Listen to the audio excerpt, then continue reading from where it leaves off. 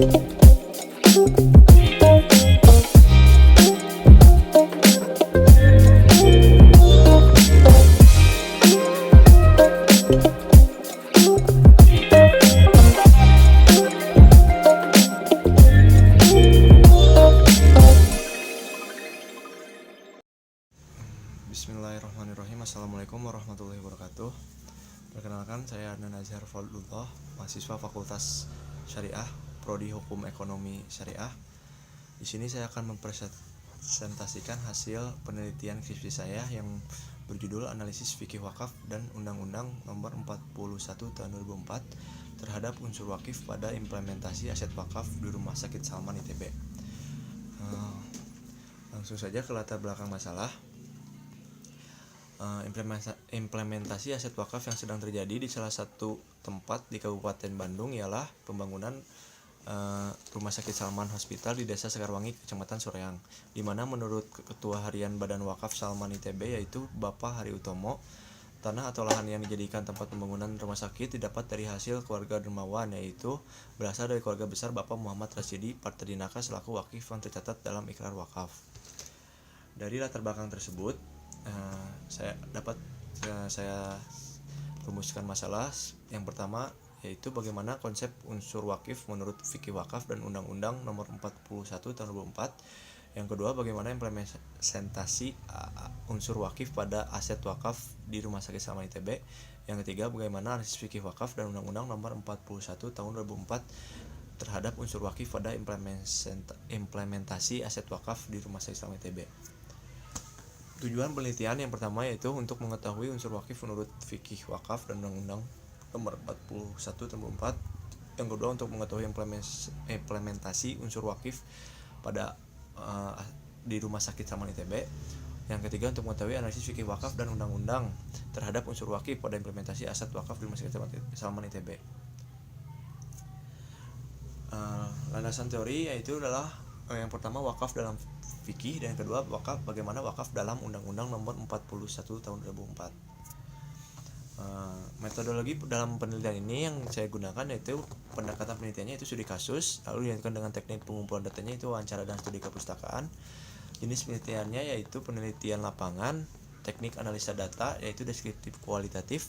Sumber data yang saya gunakan yaitu data primernya itu wawancara, dan data sekundernya berupa buku, jurnal, dan artikel. Hasil dan pembahasan. A. Konsep unsur wakif menurut fikih wakaf. Menurut fikih wakaf dan Undang-Undang Nomor 41 Tahun 2004. Konsep unsur wakif menurut fikih wakaf dalam teorinya menurut Al-Qabisi menyebutkan dua syarat yang berhubungan dengan wakif, yaitu pertama syarat yang berhubungan dengan kecakapan, dan yang kedua dengan pelaksanaannya. Mengenai kecakapan wakif yaitu Al-Qabisi menyebutkan 5 syarat yang harus dimiliki, yaitu berakal, balik, tidak dalam tanggungan karena boros dan bodoh atas dasar kemauan sendiri, dan merdeka. Selanjutnya dalam pelaksanaannya yaitu Al-Qabisi menyebutkan 2 syarat, yaitu tidak terikat dalam hutang dan tidak dalam kondisi sakit parah. B yaitu implementasi unsur wakif pada aset wakaf Rumah Sakit Salman ITB. Implementasi unsur wakif pada aset tersebut berdasarkan informasi yang peneliti peroleh ditentukan bahwa yang mewakafkan merupakan wakif atas nama keluarga besar Bapak Muhammad Rasidi Parterdinaka. C. Analisis fikih wakaf dan Undang-Undang Nomor 41 Tahun 2004 terhadap unsur wakif pada implementasi aset wakaf Rumah Sakit Salman ITB.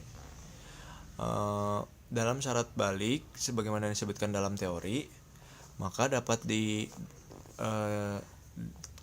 ambil kesimpulan besarnya, yaitu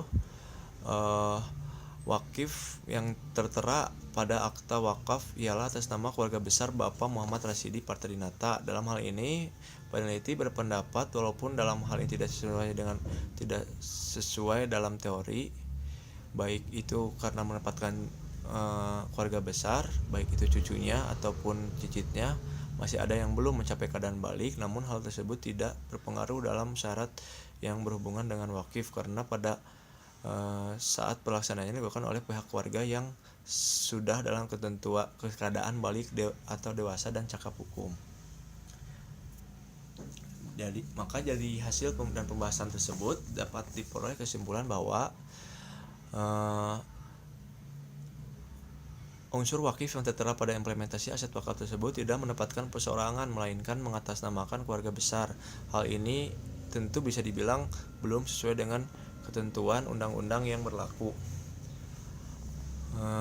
Akan tetapi menurut peneliti, dalam segi syarat perseorangan sebagaimana yang dijelaskan dalam pasal 7 huruf A, mengatasnamakan keluarga besar tidak menjadi masalah dan tidak membatalkan wakaf tersebut, karena keluarga besar Bapak Rasidi Patrianta sudah memenuhi syarat wakif dalam aspek perseorangan, yaitu pertama, wakaf dalam ikrar wakaf ialah seorang yang sudah dewasa atau balik dan ya sudah berakal sehat.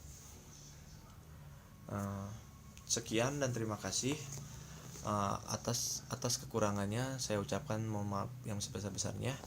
Wabillahi taufiq wal hidayah. Wassalamualaikum warahmatullahi wabarakatuh.